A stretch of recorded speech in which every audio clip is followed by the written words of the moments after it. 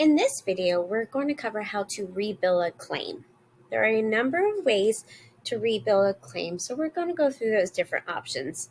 The first one is if you go to Insurance, Manage Bills, and then you can search for a previously created bill. But in this option, if you click Mark for Rebill, it will rebill everybody that was on this claim. So if you batch billed out, it would mark everybody on the claim for rebill. So maybe be careful with this option if you batch billed. But for instance, this bill, only one patient was on it, so I can mark this for rebill as it's a bit easier. The second way to mark a claim for rebilling is if you go into the patient's ledger, insurance history screen. And here you can see set to rebill. Now there are two ways to rebill within this screen as well.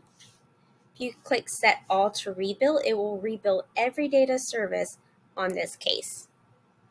But if I just want to rebill a couple dates of service, now this case isn't the best example because it only has one data service, but let's say this ledger had multiple dates of service and I just want to rebill 5/12. And then I'm going to set to rebill the services that were on that date and hit save.